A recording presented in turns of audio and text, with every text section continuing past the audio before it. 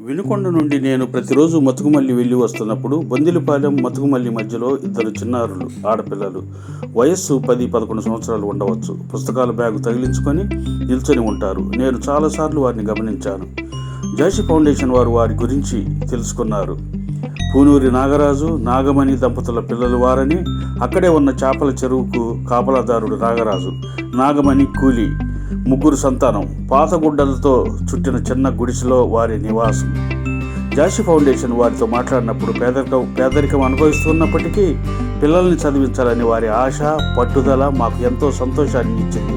పిల్లలను బాగా చదివించమని, చదువు యొక్క ప్రాధాన్యత వారికి వివరించి, కుటుంబం మొత్తానికి నూతన వస్త్రములు ఇచ్చి, చపాతీలు చేసుకొని తినమని, గోధుమ పిండి, ఆయిల్ ప్యాకెట్స్ వారికి ఇచ్చి, కొంత ఆర్థిక సహాయం వారికి జాషి ఫౌండేషన్ వారు అందించడం జరిగింది. జాషి ఫౌండేషన్ వారు వారితో గడిపిన ఆ సమయంలో వారు ఎంతో ఆనందాన్ని, ఆత్మస్థైర్యాన్ని పొందినారు. వారి ముఖంలోని చిరునవ్వు మా ఫౌండేషన్ వారికి ఎంతో తృప్తిని కలిగించింది. మానవత్వం ఉన్న మనుషులు, జాలిగల హృదయం కలిగిన వ్యక్తులు మన మధ్య ఉన్న ఇలాంటి వ్యక్తులకు సహాయం చేయవలసిందిగా జాషి ఫౌండేషన్ వారి విన్నపము. 100 మందికి సహాయం చేయలేము, కానీ ఒకరికి చేయగలం. నమస్తే, మీ జాషి ఫౌండేషన్.